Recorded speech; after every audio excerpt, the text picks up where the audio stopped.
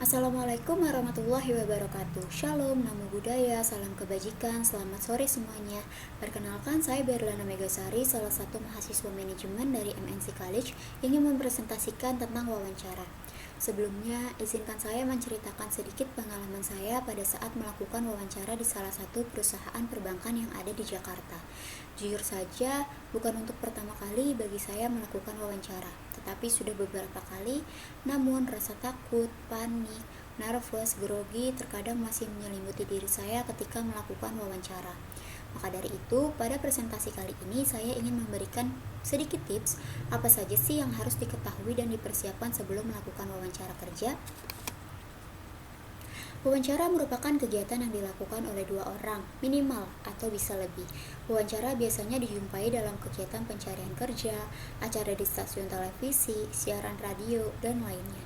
Kegiatan wawancara sangat penting untuk memperoleh informasi atau keterangan suatu hal yang penting. Wawancara menurut Leksi J 2006 halaman 186 yaitu sebuah percakapan dengan maksud tertentu. Percakapan itu dilakukan oleh dua pihak, yaitu pewawancara yang mengajukan pertanyaan dan terwawancara yang memberikan jawaban atas pertanyaan tersebut. Selanjutnya, wawancara berdasarkan cara pelaksanaannya dapat dibagi menjadi dua, yaitu wawancara berstruktur dan wawancara tak berstruktur. Untuk wawancara berstruktur yaitu wawancara secara terencana yang berpedoman pada daftar pertanyaan yang telah dipersiapkan sebelumnya. Sedangkan wawancara tak berstruktur yaitu wawancara yang tidak berpedoman pada daftar pertanyaan. Jadi, pertanyaan yang diberikan kepada kandidat nantinya adalah pertanyaan bebas. Selanjutnya, ada 4 poin penting yang wajib diketahui sebelum melakukan wawancara. Yang pertama, tujuan wawancara, yang kedua, bentuk-bentuk wawancara, yang ketiga, jenis-jenis wawancara, dan yang keempat, sikap-sikap yang harus dimiliki oleh pewawancara. Yang pertama, ada tujuan wawancara. Di sini ada 4, yaitu yang pertama, untuk memperoleh informasi secara langsung guna menjelaskan suatu situasi dan kondisi tertentu. Yang kedua, untuk melengkapi suatu penyelidikan ilmiah. Yang ketiga, untuk memperoleh data agar dapat mempengaruhi situasi atau orang tertentu. Dan yang keempat, untuk bertukar informasi atau ide dengan cara tanya jawab, sehingga dapat dikerucutkan menjadi sebuah kesimpulan atau makna dalam topik tertentu. Wawancara juga merupakan alat penelitian yang berharga, di mana memungkinkan pewawancara untuk mengumpulkan informasi lengkap yang dapat diperoleh lewat kuesioner atau percakapan telepon dan juga memanfaatkan isyarat verbal dan nonverbal. Selanjutnya, ada 7 bentuk-bentuk wawancara. Yang pertama, wawancara berita. Yang kedua, wawancara dengan pertanyaan yang disiapkan terlebih dahulu. Yang ketiga, wawancara telepon. Yang keempat, wawancara pribadi. Yang kelima, wawancara dengan banyak orang. Yang keenam, wawancara dadakan atau mendesak.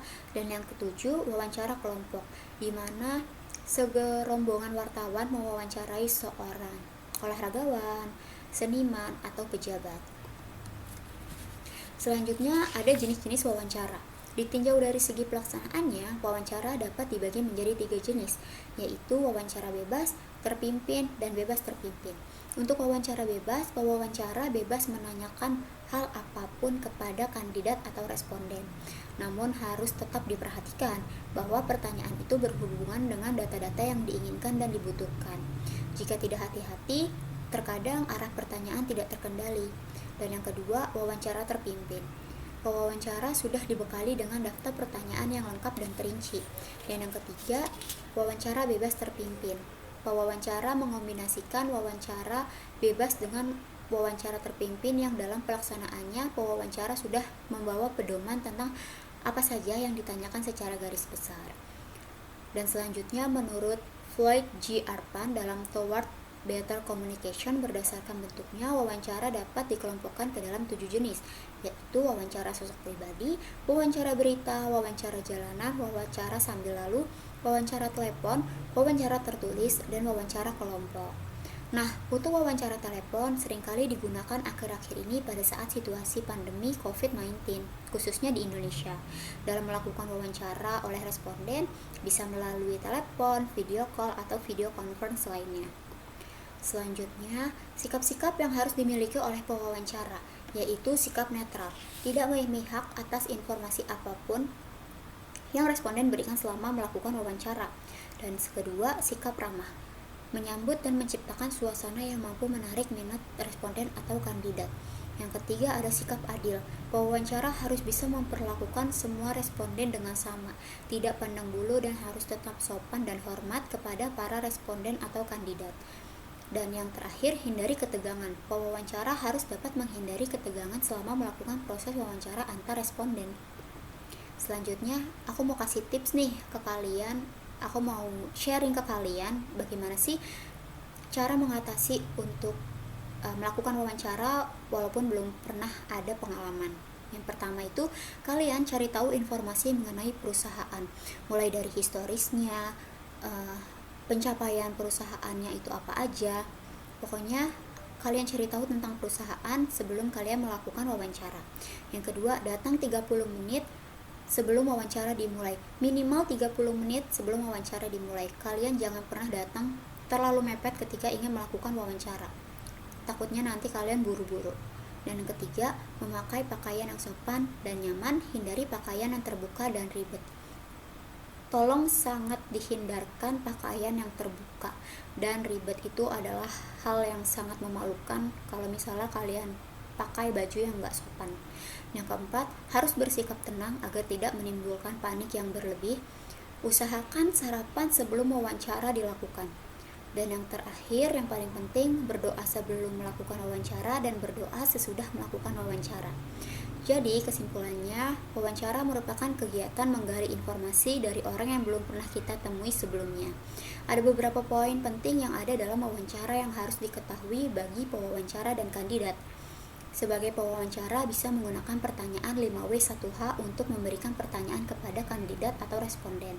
Oleh sebab itu, dari pihak pewawancara maupun kandidat harus memiliki sikap kepribadian yang ramah, adaptif, berwawasan luas, jujur, dan memberikan kesan positif.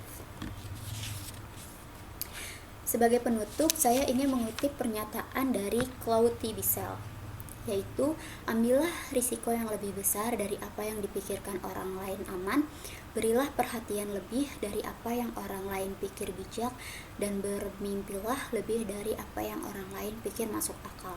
Maka dari itu, percayalah orang yang berani melangkah akan lebih baik daripada orang yang tidak pernah mencoba untuk melangkah. So, jangan pernah takut untuk melangkah ya guys, walaupun belum ada pengalaman nih sebelumnya. Sekian presentasi dari saya, semoga apa yang saya jelaskan tadi akan menjadi dasar informasi mengenai wawancara. Kurang lebihnya mohon maaf. Wassalamualaikum warahmatullahi wabarakatuh. Selamat siang semua.